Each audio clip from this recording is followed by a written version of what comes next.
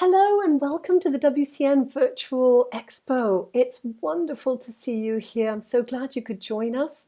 My name is Dr. Rachel Graham, and on behalf of MarAlliance and our entire team based in the United States, in Belize, Honduras, Panama, and Cape Verde, it's really a joy to have you accompany us during what has been quite a challenging period. And speaking of challenges, we often hope that wildlife conservation is going to be a relatively simple matter. We'll have a hope for objective in A, and then we'll move down to an expected result in B, and that hopefully it'll be a straight line. But we know that a lot of the time it's not a straight line. It is filled with little successes, big successes, and losses as well. And since we last saw you in October of 2019, we were gearing up for some really good successes and moving the needle for sharks and rays and other large marine wildlife conservation. Everything from conducting fisher and community surveys, here Layson Navarro, a research officer in Gunayala in Panama, to conducting one of the first fisheries assessments that had been done in that region in over 20 years to really understand how important fish are and what kind of gears were being used and how this might also be impacting a range of large wildlife. Our training continued. Amazing work by Megan Chavez, our national coordinator in Panama, training up young students from Panama to bring the next generation of biologists into the monitoring fold for large marine wildlife, to expanding the capacities of community researchers and local biologists in Honduras, as is shown by Ivy Bermo, our technical coordinator, who is based in the Bay Islands in Honduras there. And of course, all those incredible fisher exchanges, which create that horizontal networking structure between fishers in multiple countries, where fishers are training others how to catch, handle, tag, release, and conduct long-term monitoring of sharks, rays, and other large marine wildlife safely, not only for the animals, but also for them. And also change their mentality so that when they do happen to catch a shark as part of their fisheries, they don't just immediately kill it, which is what the fishers we most recently trained from St. Eustatius said that they used to do.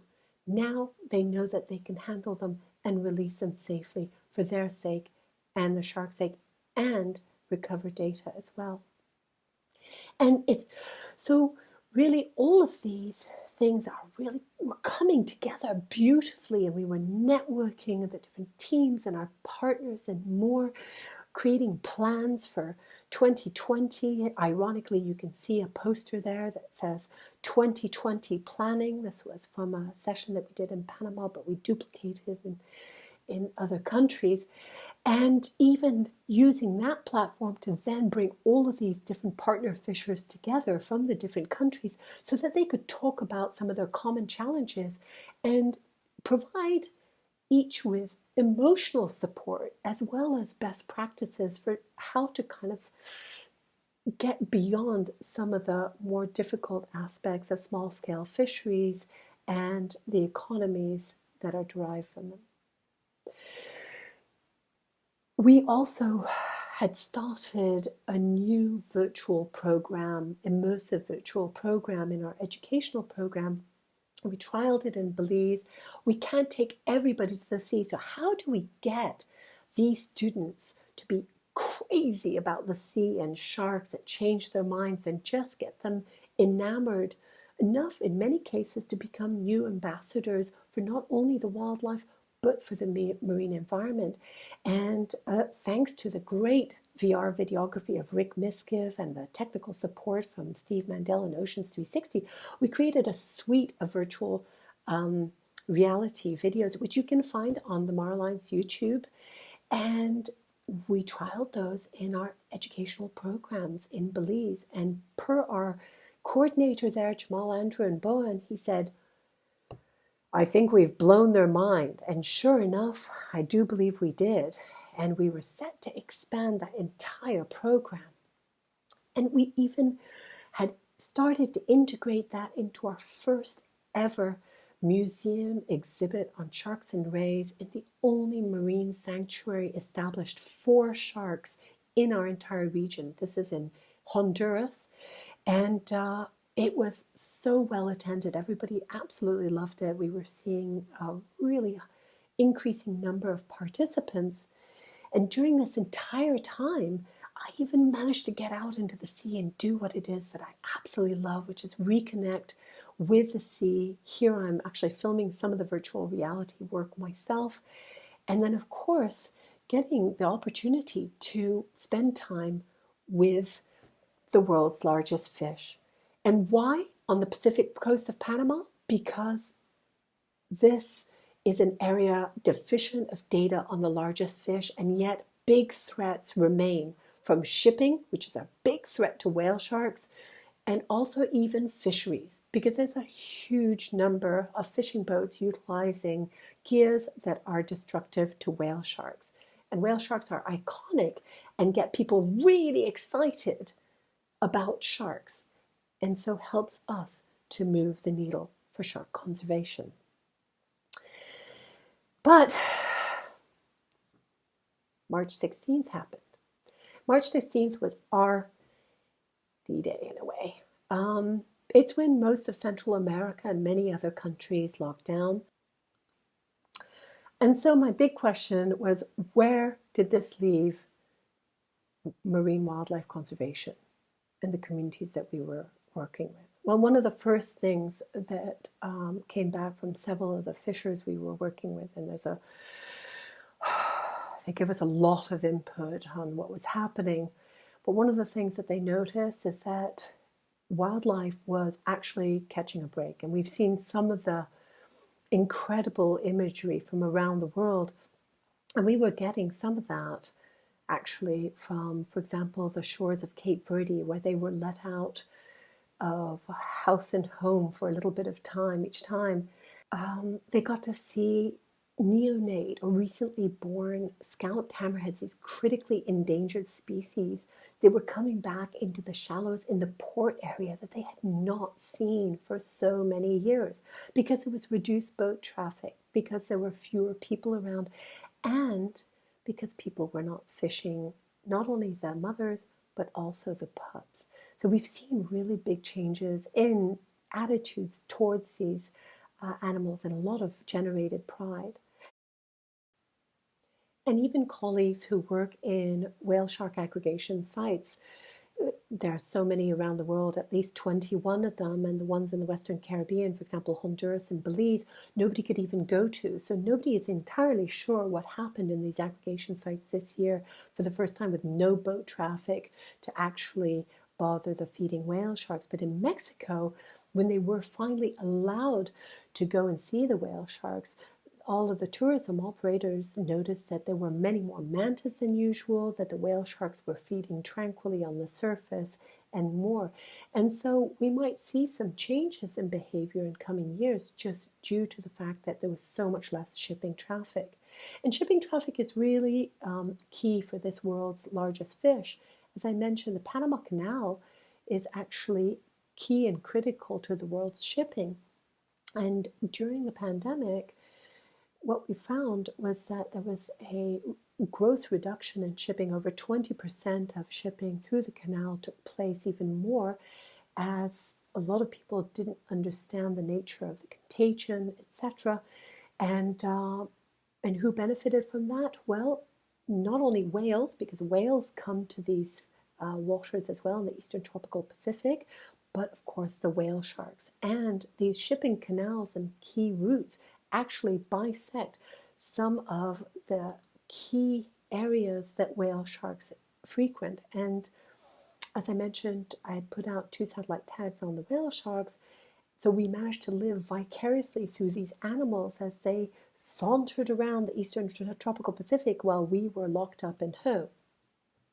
And these are 2 of the whale sharks, for example, that I tagged in Coiba National Park, and then moving all throughout the Eastern Tropical Pacific, the waters of Panama, but also into Colombia. They've passed the Malpelo Marine Park. They spent a lot of time in that new marine park, which is the Cordillera de Coiba, which is a big blue square in the middle of the screen. And then finally, they ended up in areas that are eminently shipping lanes. So of course, one of our key concerns was how are the fishing communities actually doing? How are they getting through this pandemic? Because many of them were actually not allowed to go out and fish. Many do not have economic alternatives to fishing. And so how were they actually surviving? And we did some check-ins with fishers, both individually, but just calling up and WhatsApping and through any methods available. And we compiled a lot of the results from these surveys into the infographics you see here, and you can find on our social media at MarAlliance and Facebook and Twitter and Instagram, to find that supply chains had broken down. They were unable to sell their fish. This is after they were finally allowed out to fish. Because of the economic situation in many of the communities and also in capitals. First of all, there was no transport for the fish, or people just didn't have money to buy fish.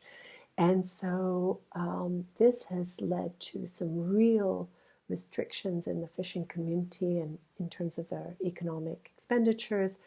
They have suffered greatly, and so we have tried to step in, and really with great support from all of you, we have managed to support 22 partner fisher families for several months to get them through this crisis period. And in doing so, we also worked with several of these fishing families in Belize, because one of the things that we were trying to do over the past 15 years was see how we can ensure for more sustainable fisheries. And what does that mean? That means fishing with more sustainable gear, such as hook and line, only taking what you need if it happens to be sustenance fishing, or it's focusing on species that are able to reproduce quickly and replace themselves quickly, and not like hammerheads, for example, as you see the hammerhead in this net, an iconic picture by Brian Scarry. And for the last 15 to 20 years, I've really been trying to work for ways to reduce net use. And so coming together with a lot of other partners in the private sector, fishing associations and more, we created this Coalition for Sustainable Fisheries. And just in the end of August, the government of Belize finally accepted, after many consultations with fishers and huge majority for the prohibition of nets in Belize, we finally managed to get an okay to transition the remaining fishers using nets in Belize, only 81, towards economic alternatives or other forms of fishing. And this is really important because it's not just when they actively use nets that are catching protected and unprotected, critically endangered or not endangered species, but also when the nets are abandoned, as was the case with this animal that was actually caught at 900 feet depth by the fishermen and was entangled at 900 feet in a discarded gill net. So this is the destruction that nets bring, and food security moving forward is going to be absolutely critical for all of these coastal and fishing communities. And we are not going to achieve food security if we continue using a lot of unsustainable gears like nets. So we're really, really pleased that we managed to get to this transition point. So we will actively be working with all of these partners to move these fishers out, and then we are very much hoping that there will be a full ban on the use of nets in Belize. And this will be momentous because we can then say, look, if Belize can do it, so many other sites and countries could as well. Clearly, you need to have the same type of preconditions, but at least we will have a model from which to work. And those alternative economies, there's a whole range of them being discussed, and there's so many more that we need to develop, again, with the fishers. But one in particular is with Ivan, and Ivan is one of our key monitoring fishers, partner fishers. He still uses nets, yet when we are out there doing our monitoring, he is the first one to join us, and he is absolutely exceptional. And we very much hope that he will be leading some of the monitoring that we hope to do to look at the recovery of many of the species that were caught in gill nets over the long term, to see how populations are replenished after nets are prohibited. And in that same vein, another one of our net fishers, Nelson Ortega, really is keen to let go of the nets and move actually into farming. He sees the writing on the wall with a lot of fisheries, and he just wants to move into farming. And so part of this transition and some of the funds that are being made available is to help transition them to these economies. And there are all kinds of other things, such as seaweed harvesting for cosmetics and food. Even if you catch fish, add value to them. Bring in the women in the community to smoke and fillet and spice and season and make value-added products out of the fish. So something that you would sell for $2 is now worth $6, $8, or $10 a pound. And all that actually helps us all to increase the number of large marine wildlife, like these critically endangered sharks. And in fact, hammerheads are one of the most impacted by nets, mainly because of their big cephalofoil or head that gets entangled in the nets, and they die very, very quickly. So it's very hard to release them. So we're very much looking forward to working with the fishermen there in that transition. And as we've done all of this work and we've pivoted as best as possible in our constrained way, we've also noted that many other communities have come forward and said, is there any way you can possibly support us through this incredibly challenging time, including the communities in Gunayala, where we had worked with fishermen to help them to utilize the invasive lionfish to improve or shore up their food security. And also that means fewer impacts from lionfish onto native fish. But interestingly, many weren't able to go out and fish a lot of the time. So what did we do? We worked with the women from the comarca. Why? Because in the Gunayala comarca, you see examples of great artistry. And the artistry that you see there is this fine needle applique embroidery that all of the people traditionally utilize on their shirts. It takes days, weeks to make, very, very well known. And so we worked with many female artisans to produce these splendid mola masks. And you can actually find them if you're at all interested.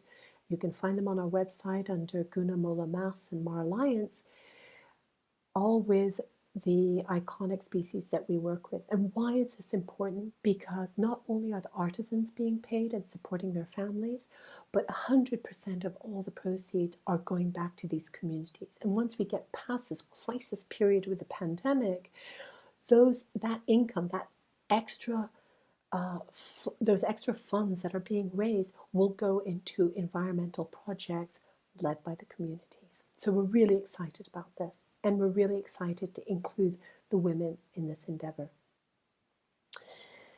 And I want to leave you with a final story which I find very heartwarming. In Cape Verde, fishers were not allowed to go out for over 2 months and fish. They were barely given any support from the government in order to survive very, very hard times. And so when finally it opened back up, the government said you can get into your boats and you go out fishing. 2 of our key fishers jumped into the boat with a 3rd fisher that we had not worked with previously, and they chugged out. One of those fishers is Zé Luis Montero, and he immediately sent me a little WhatsApp video from a manta ray that he happened to come across as he went out. And the next thing they came across was a large loggerhead turtle, and it was male. And we'd been looking forward to doing a lot more satellite tagging of male loggerhead turtles because we're trying to understand the impact of poaching on this particular subset of the population. And of course, everything got cut short because of the pandemic. Without hesitation, he said, we are going to get this turtle and we are going to take it back to the capital, even though it means a 2.5 hour round return to the capital. Of course, the fisher who had not worked with us was adamant that he wanted to go out fishing, but they said, no, we're going to take this turtle back because this is important. They've helped us. We want to help them. They did. It was made into a socially distanced event. Here you're seeing Francesco Garzon actually working with Choka and Zay and John, and they put the satellite tag on the turtle. They released it back into the water, which you can see here.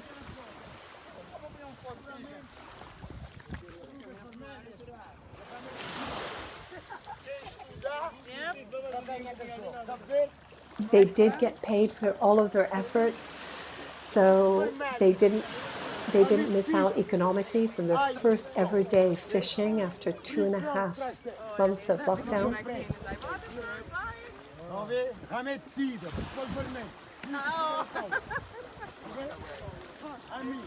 And the turtle was off. And this turtle named Jalo, we've been following him ever since. This is a wonderful collaboration with an incredible NGO called the Turtle Foundation. It's been working to protect and save the turtles in the 3rd largest loggerhead turtle rookery in the world. And this turtle, Jalo, basically stayed around Boa Vista for a very long time and then started moving directly into the waters of Senegal, feeding in that area, then Gambia, and back into Cape Verdean waters where it is at the moment. And it is having to avoid a huge gamut of fishing boats from many different countries around the world. So